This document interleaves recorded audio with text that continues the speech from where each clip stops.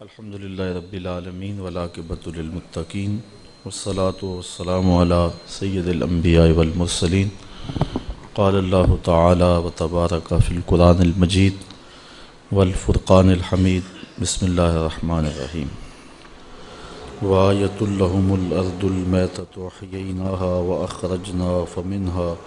وأخرجنا منها حبا فمنه یاکلون وجعلنا فيها جنات من نخيل وعناب وفجرنا فيها من العيون ليأكلوا من ثمره وما عملته أيديهم أفلا يشكرون صدق الله مولانا العظيم وصدق رسوله النبي الكريم الرؤوف الرحيم اللهم نور قلوبنا بالقرآن وزين أخلاقنا بالقرآن وادخلنا الجنة بالقرآن ونجنا من النار بالقرآن قال الله تعالى وتبارك في شان حبيبه مخبرا وآمرا إن الله وملائكته يصلون على النبي يا أيها الذين آمنوا صلوا عليه وسلموا تسليما الصلاة والسلام عليك يا رسول الله وعلى آلك وأصحابك يا محبوب رب العالمين۔ تمام حمد و ثنا، تعریف و توصیف اللہ جل مجدہ الکریم کی ذات بابرکات کے لیے، رسول رحمت، شفیع معظم، نبی محتشم، حضور ختم المرتبت صلی اللہ علیہ وسلم کے حضور ناز میں اپنی عقیدتوں، ارادتوں اور محبتوں کا خراج پیش کرنے کے بعد واجب الاحترام، ذوی الاحتشام، معزز محتشم سامعین، السلام علیکم ورحمۃ اللہ وبرکاتہ۔ سورہ یاسین سے 2 رکوع درس قرآن میں آپ سماعت کر چکے ہیں، اور کچھ آیات پر آج میں آپ کے سامنے کچھ چیزیں رکھوں گا۔ اللہ تعالی میری زبان پر کلمۃ الحق جاری فرمائے اور ہم سب کو اس صورت کا نور نصیب فرمائے۔ یہ صورت قرآن مجید کا قلب ہے، دل ہے، اور آقا کریم کی یہ آرزو تھی کہ میری امت کے ہر شخص کے دل میں سورہ یاسین ہو۔ اس لیے اس کے مضامین کو سمجھنا، ازبر کرنا، اس کی تلاوت راتوں کی تنہائیوں میں کرنا، دن کے اجالوں میں کرنا، ہماری دنیاوی اور اخروی نجات کی ضمانت ہے۔ یہاں اس رکوع میں اللہ تعالی جل شانہ نے ہمارے ارد گرد جو اس کی قدرت کے نشانات پھیلے ہوئے ہیں ان کی طرف توجہ مبذول کروائی ہے، تاکہ ہمارا یقین و اذعان پختہ تر ہو جائے، اور اللہ کی ذات پر یقین کی پختگی عمل کے لیے مہمیز ہے اور آخرت کی تیاری کے لیے ابھارتی ہے۔ جتنا عقیدہ پختہ ہوگا اتنا عمل عمدہ ہوگا۔ اسی لیے سورہ یاسین کی تلاوت کرنے سے عمل میں نکھار آتا ہے۔ اللہ کی ذات پر یقین بڑھ گیا تو پھر عمل میں بھی نکھار اس کا لازمی نتیجہ ہے۔ اب بڑے وہ دلائل جو ہمارے گرد و پیش میں پھیلے ہوئے ہیں ان سے ہمارے یقین اور اذعان کے اضافے کے ساماں کیے جا رہے ہیں۔ وآیۃ لہم، اور ان کے لیے ایک نشانی، الارض المیتۃ، مردہ زمین ہے۔ زمین جب خالی پڑی ہوتی ہے تو اسے مردہ کہتے ہیں۔ پھر جب بارشیں برستی ہیں، مینہ پڑتا ہے، تو ان میں کسان جب بیج بوتا ہے تو وہ مردہ زمینیں جب سبزہ اگاتی ہیں تو زمرد کی چادر بچھ جاتی ہے، زندگی کے آثار، رویدگی کے آثار ظاہر ہوتے ہیں۔ تو انسان نے اس مردہ زمین کو دیکھا تو وہ کیسی عجیب لگ رہی تھی۔ چند دنوں کے بعد جب اس پہ سبزے کی چادر بچھ گئی تو پھر وہ زمین کتنی خوبصورت دکھائی دیتی ہے۔ اللہ تعالیٰ جل شانہ ارشاد فرماتا ہے کہ ان کے لیے یہ ایک نشانی ہے۔ علماء کرام نے لکھا ہے کہ وَآیَةٌ، آیتن کے اوپر جو تنوین ہے یہ تفخیم کے لیے ہے، تو پھر اس کا مطلب یہ ہوا کہ ایک بہت بڑی نشانی مردہ زمین ہے، احییناها، جس کو ہم نے زندہ کیا، وَأَخْرَجْنَا مِنْهَا حَبًّا، اور اس سے ہم نے اناج نکالا، فَمِنْهُ يَأْكُلُونَ، اور اسی سے تم کھاتے ہو، اسی سے یہ لوگ اناج لیتے ہیں، اناج کھاتے ہیں۔ ان کے بھوک اور پیاس کا درماں ہے وہ زمین کی کوکھ سے پھوٹنے والا اناج، زمین کے دامن سے نکلنے والے چشمے۔ تو کہا کہ فَمِنْهُ يَأْكُلُونَ، تو اسی اناج سے وہ کھاتے ہیں۔ تو انسان کی آنکھوں پر غفلت کے پردے نہ ہوں، بصیرت کا نور رکھتا ہو، تو یہ چاروں طرف پھیلی ہوئی زمین، اس کے اوپر اگنے والا سبزہ، درختوں کی شاخوں پہ لٹکتے ہوئے پھل، پھلوں کے اندر رس، اس کے ذائقے کی کیفیات اور طبی اہمیت انسان کو ایک رب کے قریب کر دیتی ہے، اور وہ بے ساختہ پکار اٹھتا ہے ربنا ما خلقت ھذا باطلا، مالک تو نے ایسے ہی انہیں پیدا نہیں کیا ہے۔ تو یہ اس کی ذات پر دلیل ہے۔ تو یہ سبزے، یہ زمین کی کوکھ کو چیر کے نکلنے والے پودے، تو کہا یہ ہم نے نکالے ہیں اور اس اناج سے تم کھاتے ہو۔ فَمِنْهُ يَأْكُلُونَ، منہ کو یاکلون سے مقدم رکھا ہے، جبکہ جار مجرور جو ہوتے ہیں وہ متعلق ہوتے ہیں فعل کے، اور فعل کے بعد ذکر کیے جاتے ہیں، لیکن عربی میں کبھی ان کو مقدم بھی کر دیا جاتا ہے۔ تو جب جار اور مجرور مرکب بن کر کے فعل سے مقدم ہو جائے تو اس کی کوئی حکمت ہوتی ہے۔ تو یہاں منہ کو جو مقدم رکھا گیا ہے یاکلون پر، تو یہ اشارہ ہے نباتات کی اہمیت پر۔ دنیا کے مختلف گوشوں پر جو بنجر زمینیں پڑی ہوئی ہیں ان کو آباد کیا جائے، بالخصوص امت مسلمہ کے پاس اس وقت پوری دنیا کی 25% زرخیز زمینیں ہیں، اور معاشی بحران کا وہ قوم کبھی بھی شکار نہیں ہو سکتی جو نباتات کی اہمیت کو سمجھ لیتی ہے اور زمینوں کو یوں ہی خالی اور بنجر نہیں رہنے دیتی۔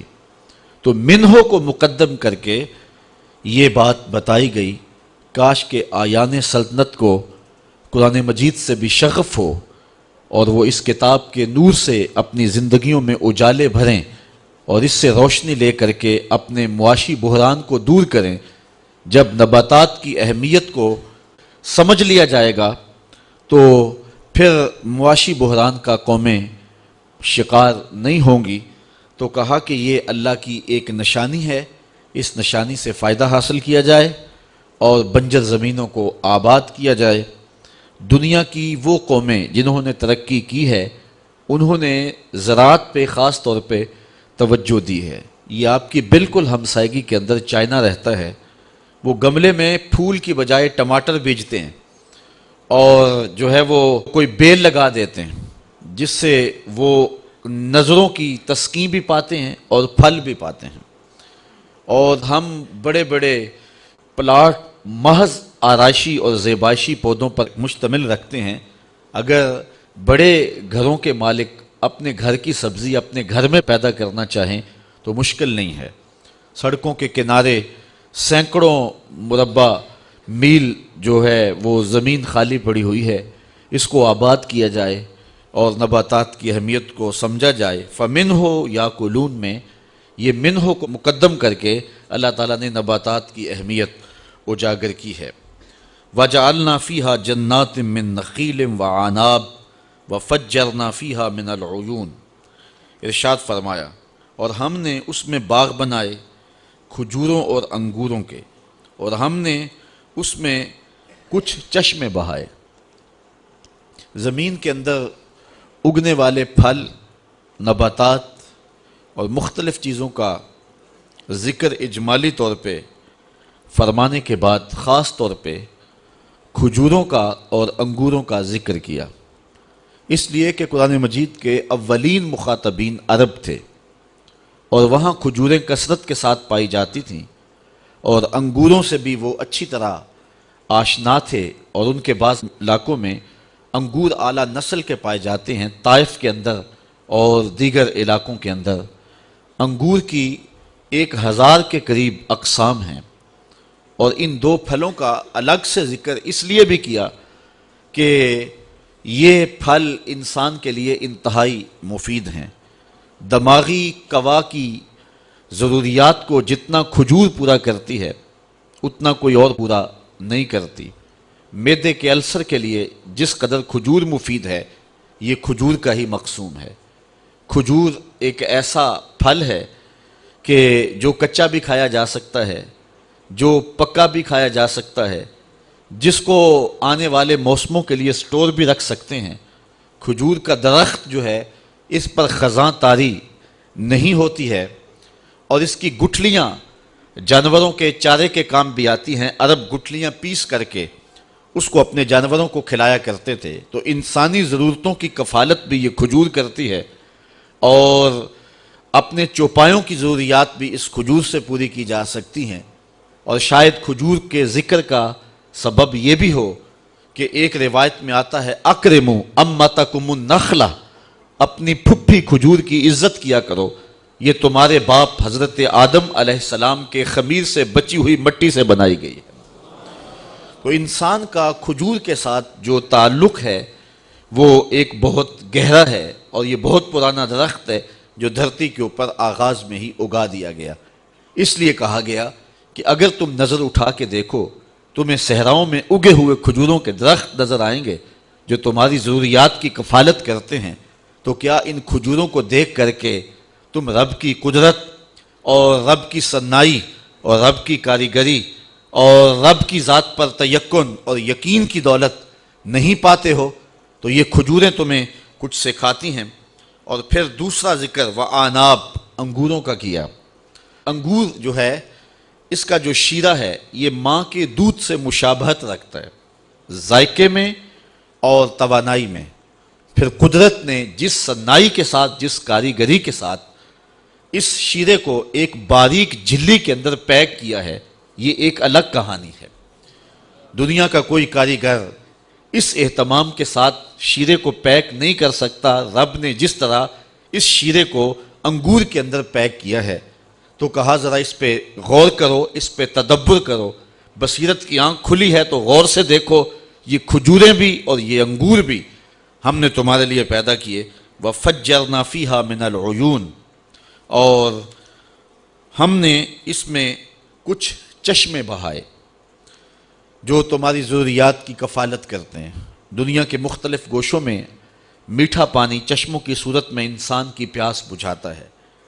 ویسے دنیا کے اوپر 32 کروڑ مکعب میل پانی ہے اس وقت پوری دنیا کے اوپر جو پایا جا رہا ہے، جس میں 97.2% سمندروں کا کڑوا پانی ہے۔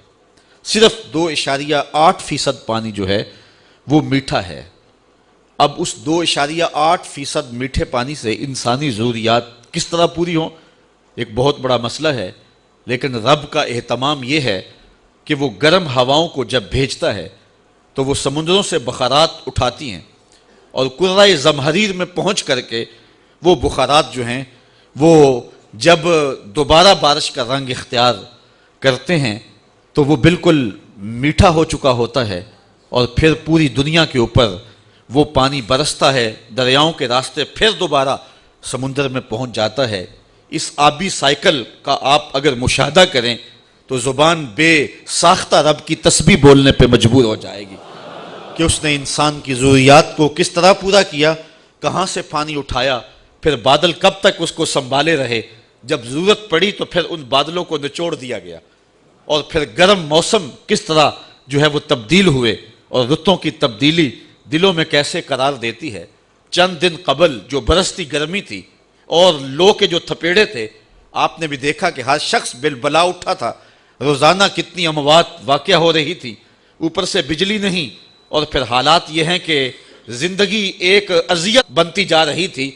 پھر رب نے ہواؤں کو حکم دیا، اب اڑاؤ بادلوں کو اور میرے بندوں پہ رحمتیں برسا دو، اور پھر ایسی جل تھل ہوئی کہ موسم کے تغیر دلوں کے قرار کا سامان بھی بنے اور من میں چراغاں بھی ہوا، اور انسان بے ساختہ اس کی رحمتوں اور اس کی کرم نوازیوں پر جھوم اٹھا۔ تو یہ اس کا اہتمام ہے جو اپنے بندوں کے لیے اس نے فرمایا ہے۔ تو اللہ فرماتا ہے وَفَجَّرْنَا فِيهَا مِنَ الْعُيُونِ، ہم نے یہ جو چشمے جاری کیے ہیں، ذرا ان چشموں کو بھی دیکھو، یہ پھوٹتے جھرنے، یہ بہتی ندیاں، یہ گیت گاتے رقص کرتے ہوئے جو ہیں وہ آبشاریں، پہاڑوں کے اوپر تودے، پھر گرمیوں کے موسم میں ان کا پگھلنا، یہ قدرت کے انتظام دیکھیے اور مالک کے رنگ دیکھیے۔ تو اللہ فرماتا ہے وَفَجَّرْنَا فِيهَا مِنَ الْعُيُونِ، اور ان پھوٹتے ہوئے چشموں کو دیکھو، لِيَأْكُلُوا مِن ثَمَرِهِ، تاکہ اس کے پھلوں سے کھائیں۔ اب ثمر ہی میں جو ہی ضمیر ہے، اس پر مفسرین کی تین آراء ہیں۔ ایک رائے یہ ہے کہ ضمیر راجع ہے ذات باری کی طرف، کہ اللہ تعالیٰ کے دیے ہوئے پھلوں سے کھاؤ، اور دوسرا مفہوم یہ ہے کہ لِيَأْكُلُوا مِن ثَمَرِهِ، یہ ہی کی ضمیر راجع ہے نخیل اور آناب کی طرف، کہ کھجور کے پھلوں سے کھاؤ۔ اور تیسری رائے مفسرین کی یہ ہے کہ ثمرِهِ کی جو ضمیر ہے یہ راجع ہے عیون کی طرف، کہ جب چشمے بہتے ہیں اور پانی پھوٹتا ہے تو زندگی کے آثار پیدا ہوتے ہیں اور رویدگی پیدا ہوتی ہے۔ تو چونکہ پانی بنیاد ہے زندگی کی، اللہ تعالیٰ قرآن مجید میں ارشاد فرمایا وَجَعَلْنَا مِنَ الْمَاءِ كُلَّ شَيْءٍ حَيٍّ، ہم ہر زندہ کی زندگی کا دار و مدار پانی پہ رکھا ہے۔ انسان پانی کے بغیر نہیں جی سکتا، حیوانات پانی کے بغیر نہیں جی سکتے۔ اسی طرح آج سائنس کہتی ہے کہ یہ جو درخت ہیں، نباتات ہیں، یہ بھی زندگی رکھتے ہیں، گو حیوانات کی زندگی سے ان کی زندگی مختلف ہے، تو یہ بھی پانی کے بغیر جی نہیں سکتے، سوکھ جائیں گے۔ تو جتنے بھی زندہ ہیں ان کی زندگی کا دار و مدار پانی پر ہے۔ تو اگر قرآن مجید کی اس آیت کو سامنے رکھا جائے تو ثمرِهِ میں جو ہی کی ضمیر ہے یہ عیون کی طرف لوٹائیں گے، اور مفسرین کی زیادہ تعداد اس سمت گئی ہے کہ ان پھوٹتے چشموں کا پھر فیض دیکھیے، اور اللہ کی کرم نوازیوں کے جمتے ہوئے رنگ دیکھیے، اور پھر کھجور کی صورت میں تمہارے اوپر اس نے جو پھل عطا کیے تو اس پھلوں کا فیضان دیکھیے کہ تم اس کو کھاتے ہو۔ تمہاری بھوک کا مٹنا اللہ کی ان کرم نوازیوں سے ہوتا ہے۔ وَمَا عَمِلَتْهُ أَيْدِيهِمْ، فرمایا یہ سب کچھ تمہارے ہاتھوں نے نہیں بنایا۔ یہ انگور کی بیل کے اندر جو رب نے خوشے لگائے ہیں، ان خوشوں کے اوپر جو جلی چڑھائی ہے، اور پھر کھجور کے اندر، انگوروں کے اندر جو ذائقے رکھ دیے ہیں، پھر اس کے اندر جو طبی تاثیرات رکھ دی ہیں، جو مٹھاس رکھ دی ہے، اور اس کے اندر جو لذتیں رکھ دی ہیں، یہ تمہارے ہاتھ کا کام نہیں ہے، بلکہ ایک رب ہے جس نے اس کھجور کے اندر، انگور کے اندر، پھلوں کے اندر، اناج کے اندر مٹھاس بھی رکھی ہے، توانائی بھی رکھی ہے، تمہاری ضرورتوں کی کفالت بھی ہوتی ہے۔ افلا یشکرون، کیا وہ شکر کیوں نہیں کرتے ہیں؟ جبکہ یہ ان کے ہاتھوں کی کرشمہ سازی نہیں ہے، یہ رب کی صنائی اور رب کی قدرت کے بکھرے ہوئے رنگ ہیں جو پوری دنیا کے اوپر دیکھے جا سکتے ہیں۔ تو یہ پھوٹتے چشمے، یہ بہتے ہوئے جھرنے، یہ جو ہے وہ نہریں، یہ نچڑتے ہوئے بادل، یہ ساون کا موسم، یہ پگھلتے ہوئے برف کے تودے، اور یہ قدرت نے جو پانی کے سلسلے رکھے ہیں جس سے زندگی نصیب ہوتی ہے۔ تو اللہ فرماتا ہے کہ دیکھیے کہ ہم نے زمین کو بنجر نہیں رہنے دیا، اس زمین کی سیرابی کے لیے چشمے بھی ہیں جو زمین کے اندر سے پھوٹتے ہیں، اس کی سیرابی کے لیے جو ہے وہ نچڑتے ہوئے بادل بھی ہیں جو جل تھل کر کے رکھ دیتے ہیں، اس کے لیے نہری نظام بھی ہے، اس کے لیے جو ہے وہ ندیاں بھی ہیں، اس کے لیے نالے بھی ہیں جو زمینوں کو سیراب کرتے ہیں۔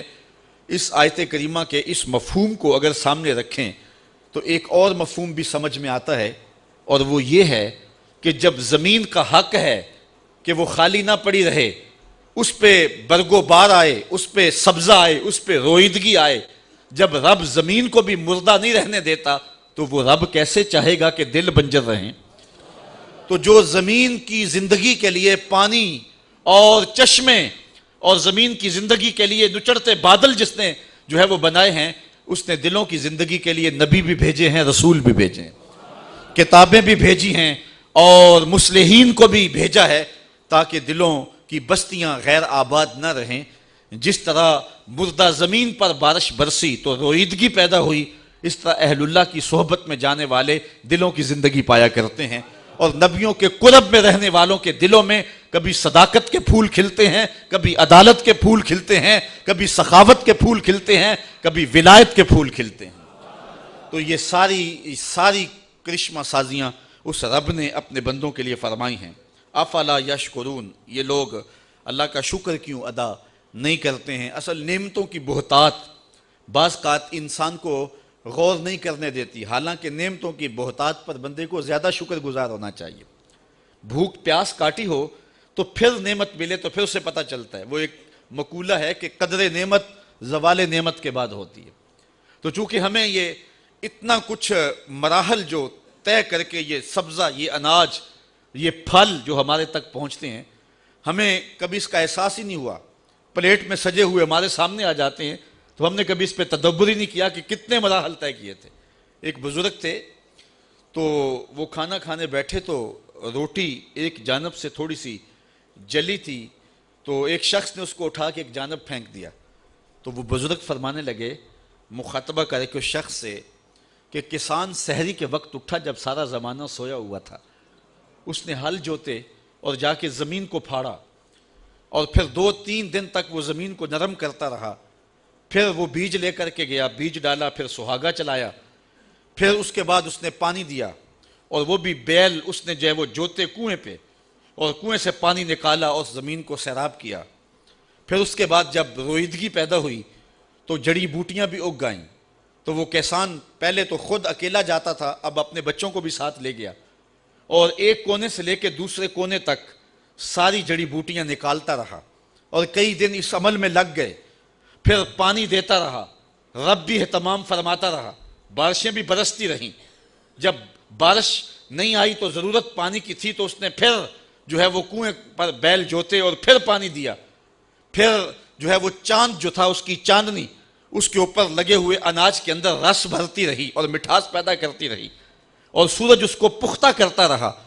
پھر وہ گندم پک گئی تو شدت کی گرمی کے اندر جو ہے وہ کتنے لوگ آئے اور اس کو کاٹتے رہے، اور سخت دوپہر میں کاٹ کر کے انہوں نے اس کو باندھ دیا، اور پھر کچھ دنوں کے بعد اس کے خوشے الگ کیے، اور پھر خوشوں سے اناج الگ کیا اور بھوسا الگ کر دیا گیا، پھر اس اناج کو پھر پانی سے دھویا گیا، اور پھر ایک خاتون نے چکی سے اس کو پیسا اور آٹا بنایا، اور پھر کنویں سے جو ہے وہ گھر کا مالک جا کے پانی لے کر کے آیا، اس نے پانی ڈال کر کے اس آٹے کو گوندا، پھر وہ گھر کا مالک کہیں سے لکڑیاں لے کے آیا کاٹ کر کے، اور اس نے چولہے میں رکھ کے آگ لگائی، پھر اس کے اوپر توا رکھا، اور پھر اس کے اوپر وہ گوندا ہوا آٹا اس کا پیڑا بنایا، پھر اس کی روٹی بنائی، پھر اس کے اوپر ڈالا، آگ تھوڑی سی زیادہ جل گئی اور ایک کونا جل گیا اور تجھے پسند نہ آیا، کہ کہاں سے سلسلہ چلا اور کہاں تک پہنچا اور تو نے اس طرح اتار کے پھینک دیا۔ یہ اللہ کی نعمت ہے، تو چونکہ انسان کی نظر اس سارے منظر نامے کی طرف نہیں ہوتی ہے، اور یا پھر اس کو آسانی سے مل جاتی ہے تو وہ شکر کا لہجہ نہیں رکھتا ہے، اور جب اس کو کوئی نعمت ملنے میں تاخیر ہو جائے تو پھر اسے پتہ چلتا ہے، پھر اس کا رواں رواں شکر ادا کر رہا ہوتا ہے۔ یہ موسم ماہ صیام کا آ رہا ہے، تو سارے دن کی بھوک اور پیاس کاٹنے کے بعد جب شام کے وقت ٹھنڈا اور میٹھا مشروب ملتا ہے اور بندہ اس کو لے کر کے اپنے کام و دہن میں ٹپکاتا ہے، تو انسان کی زبان بولے نہ بولے، انسان کا ایک ایک بال رب کی تسبیح بول رہا ہوتا ہے اور رب کا شکر ادا کر رہا ہوتا ہے، اس لیے کہ سارے دن کی پیاس کاٹی نا تو اب پتہ چلا کہ پانی کیا ہوتا ہے۔ یہاں حضرت مولا کائنات سیدنا علی المرتضیٰ رضی اللہ تعالی عنہ کا ایک قول آپ کے سامنے رکھنا چاہوں گا حضور کے بارے میں کہ حضور سے محبت کتنی ہے ہمیں. کسی نے کہا جان سے زیادہ، کسی نے کہا مال سے زیادہ، کسی نے کہا اولاد سے زیادہ، کسی نے کچھ کہا. حضرت علی المرتضیٰ فرمانے لگے حضور ہمیں مال سے، جان سے، اولاد سے پیارے تھے، یہاں تک کہ پیاس کی شدت ہو اور ٹھنڈا پانی میسر آ جائے حضور اس ٹھنڈے پانی سے بھی زیادہ پیارے تھے ہمیں.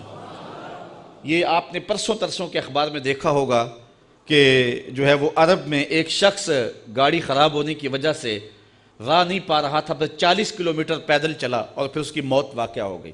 صحراؤں میں پانی نہ ملے تو سیدھی سیدھی موت ہوتی ہے. حضرت مولا کائنات کہتے ہیں کہ ہم بتائیں کہ حضور کتنے پیارے تھے. کہا اتنا سمجھو کہ صحراؤں میں جب موت اپنی آنکھیں نکال رہی ہو اور ٹھنڈا پانی میسر نہ ہو تو اچانک اس پیاس میں ٹھنڈا پانی نصیب ہو جائے تو وہ ٹھنڈا پانی کتنا بھلا لگتا ہے. حضور ہمیں اس سے بھی زیادہ پیارے تھے. مطلب یہ کہ حضور ہمیں جان سے بھی زیادہ پیارے تھے. تو اللہ کی ان نعمتوں کی قدر سیکھیں. اللہ تعالیٰ ان نعمتوں کا ذکر کر کے ہمیں بتا رہا ہے افلا یشکرون، یہ شکر کیوں ادا نہیں کرتے.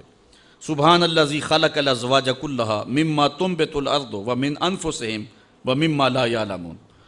پاکی ہے اس رب کو جس نے ہر چیز کے جوڑے بنائے، ان چیزوں کے مما تنبت الارض جو زمین اگاتی ہے، ومن انفسہم مخاطبین سے کہا، قرآن مجید کی تلاوت کرنے والوں سے، لوگوں سے، کہ ان کے اندر بھی جوڑے ہیں، انسانوں کے اندر بھی، حیوانات کے اندر بھی. وَمِمَّا لَا يَعْلَمُونَ، اور ان چیزوں میں بھی جوڑے ہیں جن کی انہیں خبر ابھی نہیں ہے. ان میں بھی جو ہے وہ جوڑے ہیں جن کی خبر انہیں نہیں ہے. تو یہ اللہ تعالیٰ نے نباتات میں بھی، حیوانات میں بھی اور ساری چیزوں کے اندر جوڑے بنائے ہیں. انسان کا فہم، انسان کی عقل وہاں تک پہنچ نہیں پائی، لیکن جوڑے وہاں بھی ہیں. انسان میں تو جوڑے ہیں ہی ہیں. نباتات بھی بغیر نر کے پھل نہیں دیتے. یہ کھجوروں کے باغوں میں اور آم کے پیڑ جہاں ہوتے ہیں تو ان باغوں کے اندر ان کو ساتھ نر بھی لگانا پڑتا ہے، چونکہ اگر نر نہیں دیں گے تو پھل کچا جھڑ جائے گا، پکا نہیں ہوگا. یہ ہمارے ہاں چونکہ یہ کھجور کا علاقہ نہیں ہے، کہیں اکیلی کھجور ہو تو کبھی اس پہ پھل نہیں آپ نے آتا دیکھا ہوگا، اس لیے کہ اس کے ساتھ نر نہیں ہے. یا وہ نر ہوگا تو پھل آئے گا نہیں، اگر وہ مادہ ہے تو اس کا ساتھ نر نہیں ہے.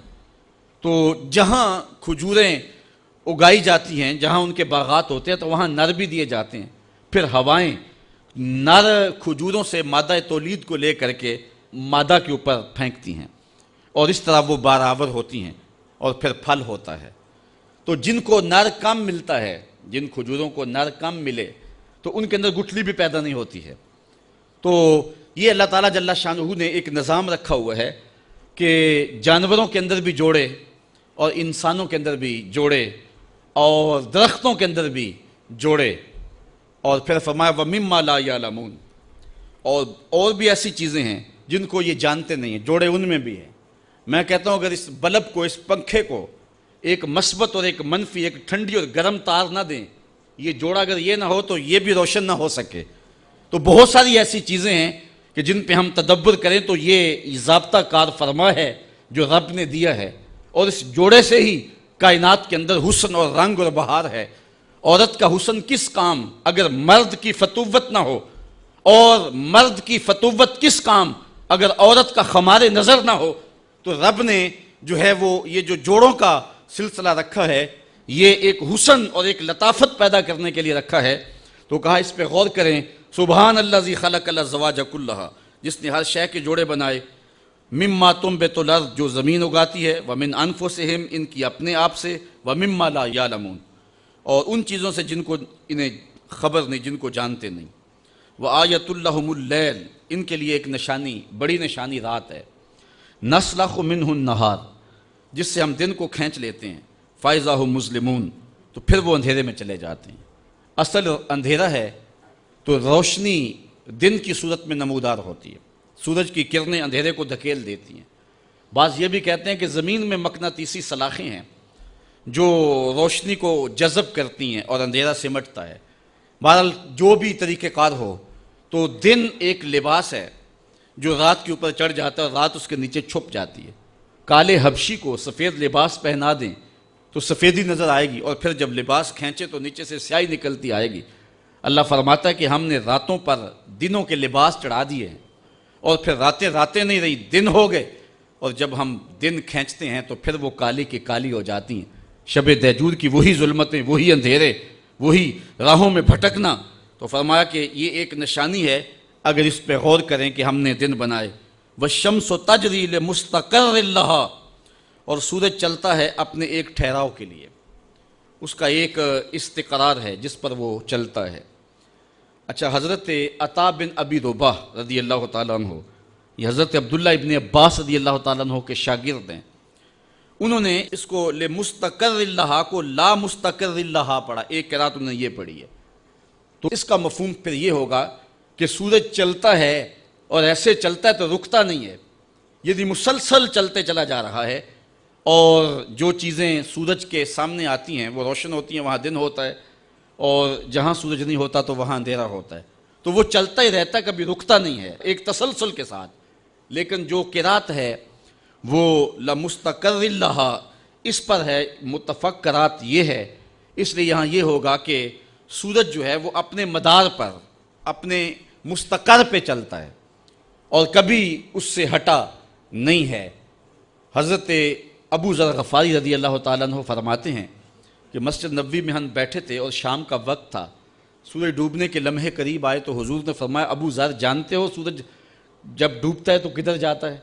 تو میں نے کہا اللہ و رسولہ عالم، اللہ اس کا رسول خوب جانتا ہے۔ تو حضور نے فرمایا جب سورج ڈوبتا ہے تو رب کے عرش کے نیچے سجدہ کرتا ہے، تو یہ اس کا مستقر ہے۔ اللہ اکبر۔ تو فرمایا ذالک تقدیر العزیز العلیم، یہ حکم ہے زبردست علم والے کا، یہ رب کا حکم ہے جس سے وہ سرتابی نہیں کر سکتا۔ والقمر قدرناہ منازل حتی عاد کالعرجون القدیم۔ اب چاند کی طرف توجہ موڑی انسانوں کی۔ والقمر، اور چاند، قدرناہ منازل، ہم نے اس کی منزلیں مقرر کی ہیں، حتی عاد کالعرجون القدیم، یہاں تک کہ یہ کھجور کی پرانی ٹہنی کی طرح ہو جاتا ہے۔ جب چاند چڑھتا ہے تو پہلی رات کے چاند کو ہلال کہتے ہیں، ویسے چاند کے لیے مطلق لفظ جو ہے وہ قمر ہے، عربی میں قمر، کسی بھی حالت میں چاند ہو تو اس کو قمر کہا جاتا ہے، لیکن پہلی رات کے چاند کو ہلال کہا جاتا ہے، اور جب چاند 14ویں رات کو پہنچے تو اسے بدر کہا جاتا ہے۔ تو اس کی مختلف منازل ہیں۔ تو جب پہلی رات کو ہوتا ہے تو اس وقت سارے چھتوں پہ چڑھ کے اس کو دیکھتے ہیں، انگلیوں سے اشارے کیے جاتے ہیں اور بھلا لگتا ہے۔ پھر جب بدر تمام ہوتا ہے تو پھر اس کی چاندنی چکور کے دل میں کشش پیدا کر دیتی ہے، سمندروں میں مد و جزر پیدا ہو جاتا ہے، جوار بھاٹے اٹھتے ہیں، اور پھر اس کے بعد یہی چاند جب بوڑھا ہوتا ہے تو پھر کوئی آنکھ اٹھا کر بھی نہیں دیکھتا، راتوں کی تنہائیوں میں نکلتا ہے اور راتوں کی تنہائیوں میں غروب ہو جاتا ہے، اور اس کی حالت یہ ہوتی ہے کہ جس طرح ایک کھجور کی پرانی شاخ ہو، ارجون کھجور کی اس شاخ کو کہتے ہیں جس شاخ کے ساتھ پھل لگا ہوا ہوتا ہے، اور پھل کی وجہ سے وہ جھک جاتی ہے، تو جب پھل توڑ لیا جائے تو اس کی شکل بالکل چاند کی طرح ہو جاتی ہے۔ جب آخری راتوں میں ہوتا ہے وہ زرد بھی ہو جاتی ہے اور پرانی بھی ہوتی ہے اور جو ہے وہ بے ڈھنگی سی بھی ہوتی ہے۔ اللہ تعالیٰ فرماتا ہے کہ یہ چاند پھر اس مرحلے پہ پہنچتا ہے حتیٰ یہاں تک کہ اللہ اکبر عاد کالعرجون القدیم، کھجور کی پرانی ڈال کی طرح، پرانی ٹہنی کی طرح ہو جاتا ہے۔ اچھا، اس چاند کی گردش سے اور اس کی منازل سے حضرت انسان کو کچھ سمجھایا جا رہا ہے کہ جب تو پیدا ہوا تھا تو چاند کی طرح سارا زمانہ تیرا منہ دیکھنے آیا تھا، تو بھی اس وقت لوگوں کی توجہ کا مرکز بن گیا تھا، اور پھر منازل طے کرتا رہا، اور جوانی کی دہلیز پہ جب تم نے قدم رکھا اور تو بدر تمام ہوا، جب شباب کی بجلیاں تیری آنکھوں سے ٹپکنے لگی تو پھر تیری نظر کا خمار بھی کئیوں کے دل لوٹتا تھا، کئیوں کی نیندیں اچاٹ کر دیتا تھا۔ جس طرح چاند جب جوبن پہ ہو تو چکور کا دل لرزتا ہے اور سمندر میں جوار بھاٹا پیدا ہو جاتا ہے، لہریں اٹھتی ہیں، طوفان پیدا ہوتے ہیں، تو جب بندہ بھی جوانی کی دہلیز پہ ہوتا ہے تو وہ بھی طوفان اٹھاتا ہے، دلوں میں جوار بھاٹے پیدا ہوتے ہیں۔ تو وہ لمحے بھی آئے کہ تو نے دلوں کی بستیاں اور دلوں کی دنیا پر ہلچل پیدا کر کے رکھ دی، تیرا شباب لوگوں کی زندگیوں کے اندر گھلتا رہا اور کتنوں کی نیندیں اچاٹ ہوتی رہیں، تیری زلف کے شکن کتنوں کا قرار لوٹ کے لے گئے، لیکن پھر وہ لمحہ بھی آیا، حتی آدھا کل ارجون القدیم، پھر بوڑھا ہو گیا، پھر تجھے کوئی دیکھنے بھی نہیں آتا، کوئی تجھ سے اداس بھی نہیں ہوتا، بچے بھی کترا کے گزر جاتے ہیں۔ کہا انسان ذرا چاند کی منزلوں کو دیکھ، یہی چاند کتنا پیارا تھا، اور آج اسی چاند کو کوئی دیکھتا بھی نہیں ہے۔ بچہ جب پیدا ہوتا ہے تو اس کی مسکراہٹ دل کھینچتی ہے، اور جب بوڑھا مسکراتا ہے تو اس وقت جو ہے لوگوں کی توجہ نہیں ہوتی۔ بچے کی زبان جو ہے وہ اڑ اڑ کے جب بولتا ہے تو اس کی توتلی زبان کا حسن دلوں میں نکھار پیدا کرتا ہے۔ ماں بھی بلہاری جاتی ہے، باپ بھی صدقے جاتا ہے، بہنیں بھی جو ہے وہ قربان جاتی ہیں، تو بچے کا ٹوٹا لہجہ اور توتلی زبان خوشیوں کی ایک لہر ہوتی ہے۔ لیکن جب بڑھاپے میں فالج کی وجہ سے زبان میں لکنت آ جائے، اب توتلا پن پیدا ہو جائے، اب زبان اٹکنے لگے، تو بچے بھی مذاق اڑاتے ہیں۔ ایک لمحہ وہ تھا کہ زبان توتلی تھی تو حسن تھا، آج لمحہ وہ گیا کہ حتی آدھا کل ارجون القدیم، کھجور کی ٹہنی سے جب پھل توڑ لیا جائے، اب اس ٹہنی کو کون پوچھتا ہے؟ جب تک پھل آیا نہیں تھا وہ ٹہنی اچھی لگتی تھی، مالی سنبھال کے رکھتا تھا، جڑوں کو بھی پانی دیتا تھا، اور خیال کرتا تھا کہ کوئی ایسا نقصان نہ ہو کہ یہ پودا جو ہے وہ مرجھا جائے۔ پھر جوبن پہ آیا، اور جب کھجوریں لگیں تو اس نے پھر رسیاں بھی باندھی اور کھجوروں کو سنبھالنے کے لیے سب کچھ کیا۔ پھر جس دن اس نے اس ڈال سے پھل کاٹ لیا، اب وہ کھجور اجڑ گئی، اب اس کی وہ ٹہنی بے توقیر ہو گئی۔ انسان کی زندگی کا جب شباب لٹ جاتا ہے اور بڑھاپے میں جب وہ کسی قابل نہیں رہ جاتا، تو پھر اس کی بھی یہ مثال ہے، حتی آدھا کل ارجون القدیم، جیسے کھجور کی پرانی ڈال ہو۔ للشمس ینبغی لہا ان تدرک القمر ولللیل سابق النہار، سورج کو یہ حق نہیں پہنچتا کہ وہ چاند کو پکڑ لے، ولللیل سابق النہار، اور رات دن پر سبقت لے جائے، یہ بھی اس کو حق نہیں پہنچتا۔ کبھی ایسا نہیں ہوا کہ ابھی رات کا کچھ حصہ رہتا ہو تو دن آ گیا ہو، یہ کبھی ایسا نہیں ہوا کہ ابھی دن کا کچھ حصہ رہتا ہو تو رات پڑ گئی ہو، عصر کے وقت ہی سورج ڈوب گیا ہو، کبھی ایسا نہیں ہوا۔ وہ اپنے مدار سے نہیں ہٹتا، وہ اپنے مدار سے نہیں ہٹتا۔ جو دن کا وقت ہے وہ متعین ہے، اور جو رات کا وقت ہے وہ متعین ہے، اور اس طرح سورج اور چاند ایک دوسرے کو پکڑتے نہیں ہیں۔ وَكُلًّا فِي فَلَكٍ يَسْبَحُونَ، اور یہ سارے کے سارے جو ہے وہ آسمان میں تیر رہے ہیں، اپنے اپنے مدار میں ایک گھیرے میں تیر رہے ہیں۔ تو معلوم ہوا کہ زمین بھی نہیں گھومتی، آسمان بھی نہیں گھومتا۔ پہلے نظریہ تھا آسمان گھومتا ہے، پرانے فلاسفہ کا، سائنسدانوں کا یہ نظریہ تھا۔ اب نظریہ یہ ہے زمین گھومتی ہے، اور جو ہے وہ سورج چاند ستارے یہ جڑے ہوئے نگینے کی طرح آسمان میں، تو جو حصہ سامنے آ گیا وہ روشن ہو گیا۔ لیکن قرآن نے جو نظریہ دیا، کلن، یہ سارے کے سارے، فی فلک یسبحون، یہ اپنے گھیرے میں جو ہیں، اپنے اپنے فلک میں جو ہیں وہ تیر رہے ہیں، اپنے مدار میں گھوم رہے ہیں۔ تو چاند سورج ستارے گھوم رہے ہیں، آسمان بھی نہیں گھوم رہا، زمین بھی نہیں گھوم رہی، چاند سورج ستارے گھوم رہے ہیں۔ وآیۃ لہم، ان کے لیے ایک نشانی، انا حملنا ذریتہم فی الفلک المشحون، ہم نے ان کے بزرگوں کی پیٹھ میں بری ہوئی کشتی میں سوار کیا، یعنی ان کو، ان کی ذریت کو، جو ذریت بزرگوں کی پیٹھ میں تھی، جو قیامت تک آنے والی نسلیں تھیں، ہم نے بھری ہوئی کشتی میں سوار کیا۔ اللہ اکبر۔ وخلقنا لہم من مثلہ ما یرکبون، اور ان کے لیے ویسی ہی کشتیاں بنا دی جن پر وہ سوار ہوتے ہیں۔ آج کے جدید جہاز اس سے مراد لیے جا سکتے ہیں۔ تو کہا ان کو، ان کی ذریت کو، ان کے ساز و سامان کو ہم نے بڑی کشتیوں کے اندر سوار کر دیا۔ لکڑی کا ایک تختہ ہے جو پانی پہ تیر رہا ہے۔ وَإِن نَّشَأْ نُغْرِقْهُمْ، اللہ اکبر۔ یہ کیسے تیر رہا ہے؟ کہا اگر ہم چاہیں تو انہیں غرق کر کے رکھ دیں۔ آج تو موجیں، طوفان اور جو ہے وہ بڑے بڑے جو ہے وہ حادثات جو سمندر میں روپذیر ہو رہے ہیں، ان کا بیڑا پھر بھی بچ کے گزر جاتا ہے۔ یہ ملا کا کمال ہے یا جو بیٹھے ہیں ان کا کمال ہے؟ کہا ان کا کمال نہیں، رب ان کو بچا رہا ہے۔ اور اگر ہم چاہیں، وَإِن نَّشَأْ، اگر ہم چاہیں، نُغْرِقْهُمْ، ہم ان کو غرق کر دیں، فَلَا صَرِيخَ لَهُمْ، ان کی کوئی چیخ بھی نہ سن پائے، ان کی کوئی فریاد کو بھی نہ پہنچے، وَلَا هُمْ يُنْقَذُونَ، اور نہ یہ بچائے جائیں، کوئی مدد کے لیے کوئی ٹیم ان کی مدد کو پہنچے بھی نہ۔ اگر ہم چاہیں تو ایسی جگہ ڈبو دیں، ایسی گھمن گھیری کے اندر، ایسے منجدار کے اندر کہ ان کی خبر بھی نہ ہو۔ اور دنیا کے اوپر کتنے جہاز ایسی جو ہے وہ گمبھیر اور ایسی ایسی منجدھاروں کے اندر ڈوب گئے ہیں کہ آج تک انسان تو انسان رہے، ان جہازوں کا نہیں پتہ چلا گئے کدھر ہیں۔ تو اللہ فرماتا اگر ہم چاہیں تو ایسی جگہ ڈبو دے جہاں ان کی کوئی فریاد بھی نہ سنیں، ان کی کوئی آواز بھی نہ سنیں، الا رحمتا منا، لیکن ہم ان کو بچا رہے ہیں کیوں؟ یہ ہماری رحمت کی وجہ سے بچ رہے ہیں۔